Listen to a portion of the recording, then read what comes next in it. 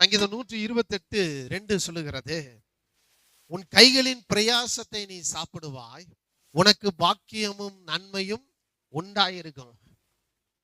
நண்பு தேவ பிள்ளைகளே, நீங்க என்ன வேலை செய்யறீங்களோ பரவாயில்லங்க, அந்த வேலையில தேவன் ஆசீர்வாதத்தை கட்டளையிட்டு இருக்கிறார் என்று நம்புங்கள்.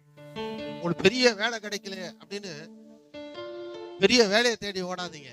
உங்களுக்கு கையில என்ன சின்ன வேலை கிடைக்குதோ அதை செய்யுங்க. முதல்ல உங்க கைக்கு என்ன சின்ன வேலையை கொடுக்கிறாரோ அதை செய்யுங்க. அந்த சின்ன வேலை தான் கர்த்தரால் ஆசீர்வதிக்கப்பட்ட வேலை. அந்த வேலையை செய்யும் போது உங்களை பெரிய வேலையை நோக்கி அதை கொண்டு செல்லக்கூடிய அளவிற்கு கர்த்தருடைய ஆசீர்வாதம் அந்த சின்ன வேலையில வெளிப்படுகிறதை நீங்கள் பார்ப்பீர்கள். நிறைய பேருக்கு இது புரிகிறதே இல்லை. பெரிய வேலையை தேடிக்கிட்டே இருப்பானுங்க. கையில கிடைக்கிற சின்ன வேலையை செய்யுங்க. கர்த்தர் நீ கைவிட்டு செய்யும் எல்லா வேலைன்னு சொல்லி இருக்கிறார். நீ பெரிய வேலை செஞ்சாதான் அது ஆசீர்வாதத்தை கட்டளையிட்டு இருக்காருல்ல. நீ கையிட்டு செய்கிற எல்லா வேலையிலும் அப்படின்னா நீங்க என்ன செஞ்சாலும், ஒரு வீடு கூட்டுற வேலையா இருந்தா கூட நண்பு தேவ பிள்ளைகளை செஞ்சு பாருங்க. கர்த்தர் சொல்றாரு, அந்த வேலையிலும் உன்னை ஆசீர்வாதத்தை அவர் கட்டளையிட்டு இருக்கிறார். உங்களுக்கு ஆசீர்வாதத்தை அவர் கட்டளையிட்டு இருக்கிறார்.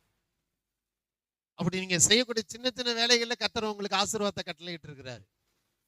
உங்க மனம் எப்ப கர்த்தருடைய திறக்கப்பட்ட களஞ்சியத்துக்கு நேரா மனசை திருப்பணும். நீங்க கர்த்தர் களஞ்சியத்தை திறந்து வச்சிருக்கிறாரு. இப்ப நீங்க அதுல இருந்து எடுத்துக்கணும் அப்படின்னா ஒன்றை தெரியணும், என் கையிட்டு செய்கிற வேலையை அவர் ஆசீர்வாதத்தை கட்டளையிட்டு இருக்கிறார் அப்படின்னா நான் என்ன வேலை செஞ்சாலும் அந்த வேலைக்கான கூலி மாத்திரம் இல்ல, அதற்கு மேலான பலனை அவருடைய ஆசீர்வாதம் உங்களுக்கு கொண்டு வரும் என்பதை விசுவாசித்து சின்ன வேலையா இருந்தாலும் செய்ய பழகுங்கள். கர்த்தருடைய ஆசீர்வாதத்தை சில சோம்பேறிகள்லாம் இருக்கு.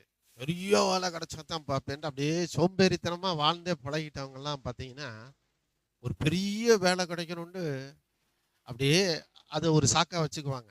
கடைசி வரைக்கும் பார்த்தீங்கன்னா அந்த பெரிய வேலை கிடைக்கல, பெரிய வேலை கிடைக்கல, பெரிய வேலை கிடைக்கலன்னு காலத்தை ஓட்டி கடைசி வரைக்கும் போயிடுவாங்க. மனம் ஒரு புதிதாகணும்.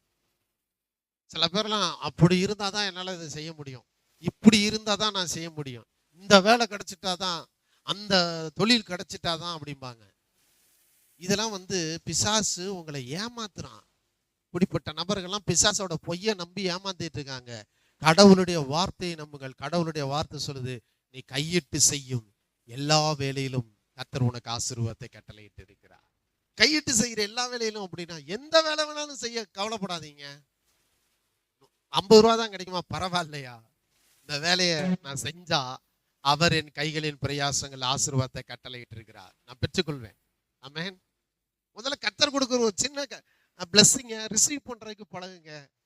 பெருசா வேணும், பெருசா வேணும், பெருசா வேணும்.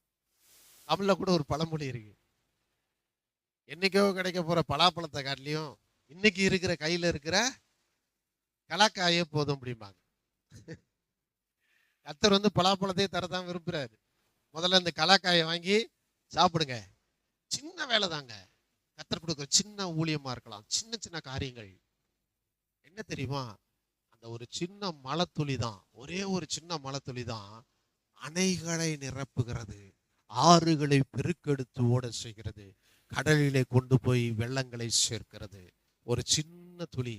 அது போலதான் இன்றைக்கு கர்த்தர் உங்களுக்கு கொடுக்கிற சின்ன சின்ன வேலைகள், ஒரு சின்ன சின்ன காரியங்கள், சின்ன சின்ன ஊழியங்கள், இதுதான் நாளைக்கு மாபெரும் மனிதனாக உங்களை உயர்த்துவதற்கு தேவன் வைத்திருக்கிற ஒரு வழியாக இருக்கிறது என்பதை உணருங்கள்.